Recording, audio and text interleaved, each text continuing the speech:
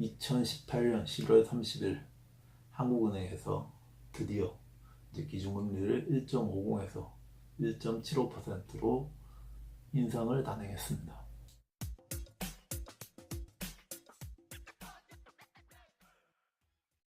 우리나라 같은 경우에는 이제 서민들의 대출이 굉장히 많기 때문에 이 가계대출의 대부분이 부동산 대출이라고 보시면 됩니다. 우리나라 국민들의 대출 부담이 커지기 때문에 한국은행에서도 많은 고민을 했겠지만 미국과의 금리 차를 더 이상은 묵과할 수 없다.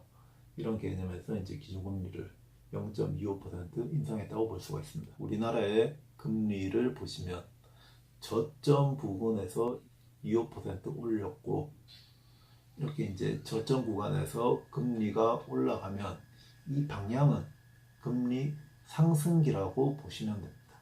여러분들이 많이 들어보셨겠지만 금리가 하단부에서 상승하는 초입기에는 위험 자산에 투자하고, 그리고 채권은 매도해라, 이런 말을 한 번쯤 들어보셨을 겁니다. 앙드레 코스톨라니의 금리 달걀 모형에서도 이런 저점 구간에서 금리가 올라갈 때는 채권을 매도하고 위험 자산인 이제 주식이나 원유 같은 상품에 투자하라는 그런 이제 금리 모형이 있는데, 채권을 왜 매도해야 되는지에 대해서 간략하게 여러분들께 설명드리겠습니다.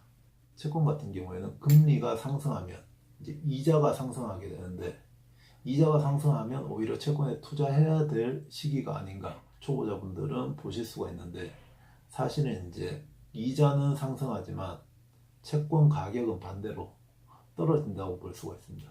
채권 가격은 그 이자와 반대로 채권 가격은 떨어지기 때문에 채권을 투자해야 될 때는 금리가 고점에서 이제 첫 번째 떨어질 때, 그때는 이제 금리가 이제는 하단으로 내려가는구나, 이렇게 이제 방향을 설정할 수 있기 때문에 채권의 이자는 떨어지고 가격은 올라간다, 점점.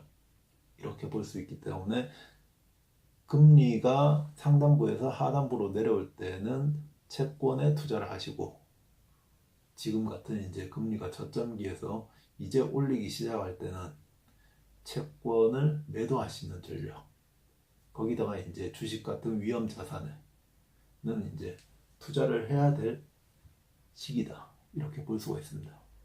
왜 그러면 이제 지금 금리가 저점기에서 금리를 올리기 시작하면 오히려 이제 대출 이자가 더 커지기 때문에 자금이 은행으로 몰리지 않을까, 이렇게 보실 수가 있는데, 사실은 이제 금리를 올린다는 얘기는 금융당국에서 우리 경제에 대해서 튼튼하다, 자신감을 가지고 있을 때 금리를 바닥에서 이제 올리기 시작하기 때문에 오히려 경제는 지금보다 좀 더 좋아질 수 있다, 이렇게 볼 수가 있고, 과거 역사를 봐도 금리 저점기에서 금리가 올라갈 때, 그때는 이제 주식의 위험 자산에 투자할 시기였다, 이렇게 볼 수가 있습니다.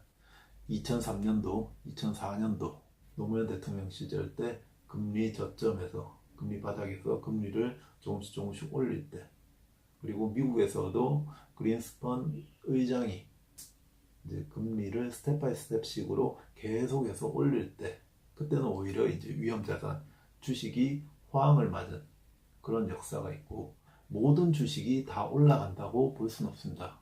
항상 이제 주식시장, 코스피 시장이 올라간다고 하더라도 이제 기업의 이익이 떨어지거나 기업의 이익이 퇴보한다고 볼 때는 코스피 지수가 상승한다고 해서 다 같이 따라갈 수 있는 건 아니기 때문에, 여러분들이 꼭 이익이 성장하고 있느냐, 분기 이익이 어떻게 될 것이냐, 혹시 외형 성장만 하느냐, 매출만 늘어난다고 해서 좋은 건 아닙니다.